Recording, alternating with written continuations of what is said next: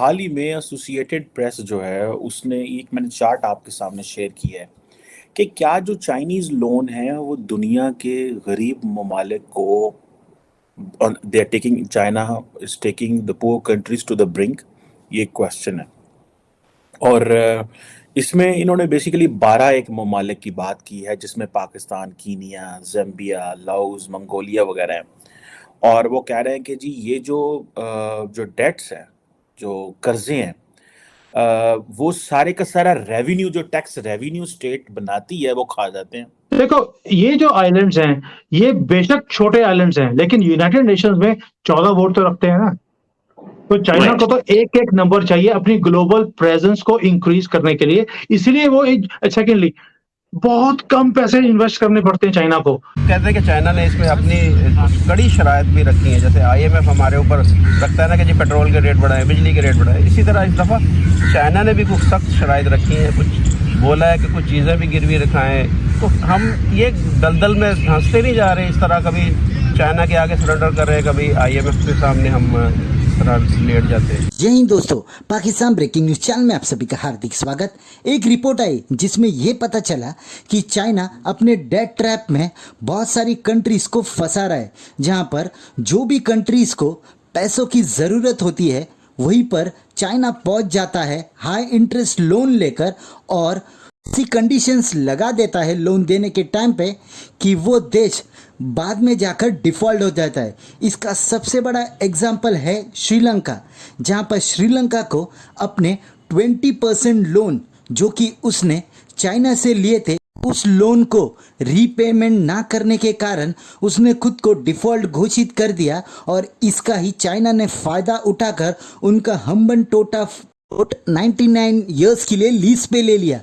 यही होती है चाइना की स्ट्रेटेजी बाकी सभी देशों में, जहां पर बहुत सारी ऐसी कंट्रीज़ है जो कि डिफ़ॉल्ट होने के कगार पर खड़ी है। पर जो आज पाकिस्तान की भी हालत है उसमें सबसे बड़ा हाथ चाइना की ही है, क्योंकि चाइना ने उनको हाई रेट इंटरेस्ट पे लोन दे दिया और आज पाकिस्तान है कि उसको पे करने के लिए नाकाम हो रहा है। और ऐसा माना जा रहा है कि 30% of total loan of Pakistan जो कि चाइना से आया था उसको फिर से देने में पाकिस्तान नाकाम होने वाला है। तो क्या आने वाले दिनों में पाकिस्तान भी खुद को डिफ़ॉल्ट घोषित कर देगा? और अब चाइना के पास एक बहुत बड़ा मौका है कि कौन सी जगह जो कि पाकिस्तान की है उसको हड़पा जाए, ये उसके दिमाग में रहेगा। तो क्या ऐसे कर कर चाइना पूरी दुनिया के ऊपर राज करना चाहता है डेट ट्रैप से? देखकर तो लग रहा है। ऐसे ही वीडियो को अंतिम तक देखते रहिए, लाइक कीजिए, शेयर कीजिए और सब्सक्राइब कीजिए हमारे चैनल को, और बेल आइकन दबाना बिल्कुल भी ना भूले, और आपकी जो भी राय हो उसे कमेंट बॉक्स में ज़रूर दें। धन्यवाद। इसमें इन्होंने बेसिकली 12 एक ममालिक की बात की है जिसमें Pakistan, Kenya, Zambia, Laos, Mongolia वगैरह हैं। और वो कह रहे हैं कि जी ये जो डेट्स हैं, जो कर्जे हैं, वो सारे का सारा रेवेन्यू, जो टैक्स रेवेन्यू स्टेट बनाती है, वो खा जाते हैं। और इससे ज़ाहिर बात होता है कि अब स्कूल खोलने हैं, बिजली अपने लोगों को देनी है, खुराक के मसाइल हैं, ईंधन फ्यूल हम इंपोर्ट करते हैं।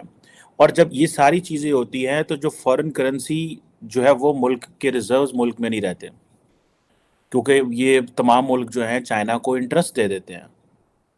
और ये जो क्वेश्चन है, अब ये जब डॉलर, ये फॉरेन करेंसी जो एक्सचेंज होती है, फॉरेन जो रिजर्व्स होते हैं, जब वो चीन को देने पड़ जाएं या उन ममालिक को देने पड़ जाएं जहाँ जहाँ कर्जे देने हैं, तो फिर आप सोच सकते हैं कि क्या कंडीशन है। ये जो मैप, ये जो एक छोटा सा चार्ट मैंने आपके सामने रखा है, ये basically percentage of foreign debt है जो ममालिक चाइना को ओ करते हैं। तो इसमें जो पाकिस्तान है, अगर आप देख लें, समवेयर को 30% जो अपना लोन है वो हमने चीनियों को देने हैं।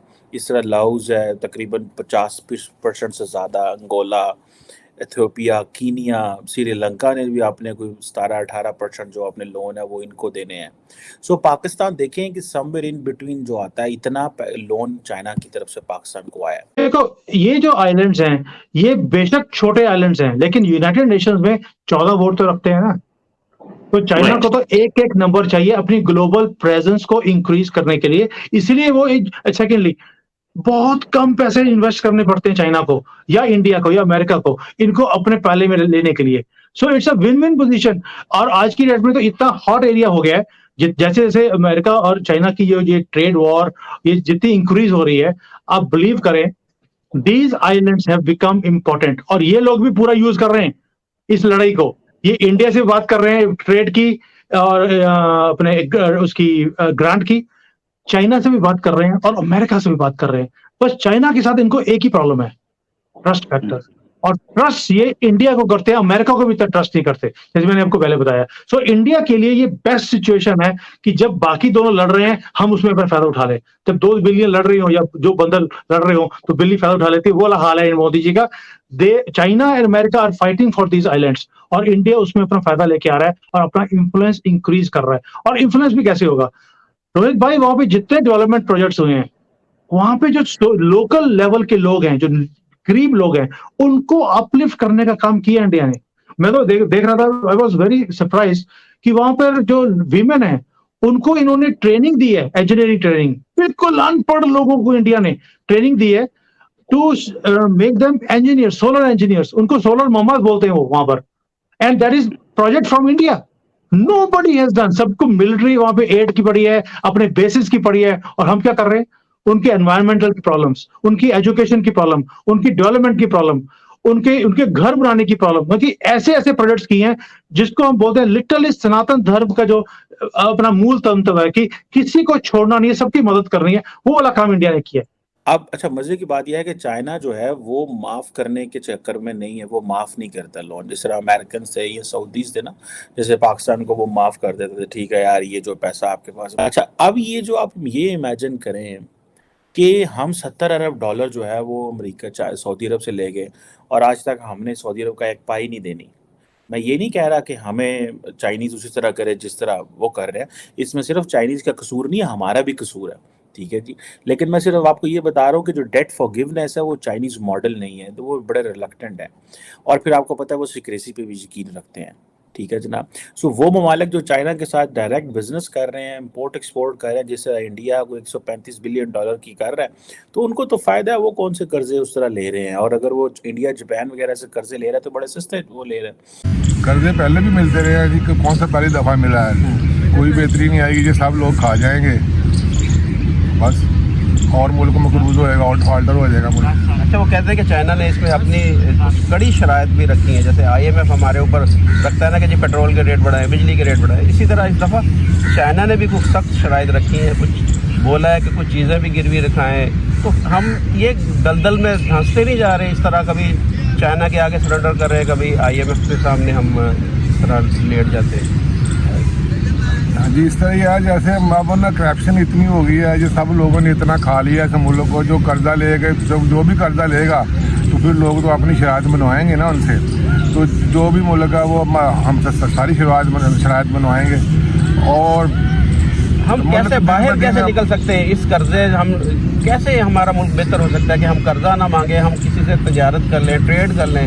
तो जैसे इंडिया भी हमारे साथ हमसाया मुल्क है, या और भी यूरोपियन कंट्रीज़ भी हैं, उनके साथ हमें चाहिए कि अपनी ट्रेड को बेहतर करें, अपनी एक्सपोर्ट को बेहतर करें, या हम कर्जे की तरफ भी हमारी तवज्जो, हमारी सारी इस वक्त हुकूमत की तवज्जो कर्जे के ऊपर है कि हम कर्जा लोन कैसे ले लें, ट्रेड के ऊपर नहीं है। तो हमें अपनी ट्रेड नहीं बेहतर करनी चाहिए? ट्रेड भी बेहतर करनी चाहिए और हम अपना ना इंसाफ भी बेहतर करना चाहिए। जो हमें कर्जा लेने की ज़रूरत नहीं, हमारा माशाल्लाह ज़रिए मुल्क है, और जो हमारे ये डॉलर वाले जो है कोई गायब नहीं हुए, ये सब इनके पास ही हैं, ठीक है। आज आप जाएं मार्केट में देखें, बड़े बड़े लोग खरीदारी कर रहे हैं, सोना खरीद रहे हैं, ठीक है, और लोग ये करोड़ों अरबों में सोना खरीद रहे हैं और डॉलर भी जमा कर रहे हैं। लोगों के देखें जी, जो जब ऐसे हालात होते हैं, जो अमीर है वो अमीर तार होता जाता है और जो गरीब है वो गरीब तार होता जाएगा ना।